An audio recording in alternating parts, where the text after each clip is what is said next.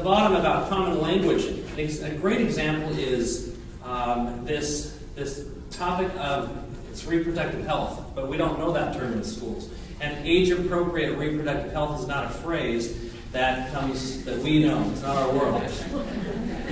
It's really helpful, though, when we're talking to parents, and we can use a phrase like that, age-appropriate reproductive health. And for us to use that language, and we got that from Dr. Sells, the clinic director, and for him to use that language, and for us to use common phrases like that, especially around topics that are kind of the hot buttons, is really helpful. And I tell you, it's really helpful for the school folks because we're speaking health words, and that's not our language. But if we have that, it's a great strategy for us and to help us to talk with parents.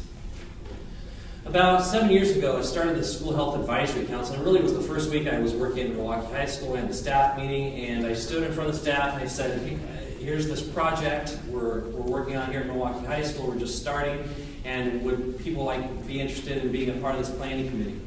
And about 25 people of the staff, it was about half the staff at the time, maybe a little less than half, but everyone was supportive, and about half said, yeah, I'd like to be a part of that. And so we started meeting every other week. I don't know if you know how many meetings teachers have. They have a lot of meetings, and they don't like having a lot of meetings. And so we met every Friday morning, every other week, for about a month and a half.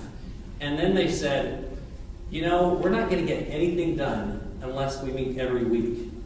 So for 2 years, every Friday morning, I brought coffee and donuts to our planning committee meeting, and we met, and we put an action plan together of goals that we wanted to accomplish, like hiring an architect, like hiring a marketing person, a graphic designer, and like getting a student's voice included, and so on and so on. And because we had goals, it helped people to stay engaged and to feel like we were really accomplishing something.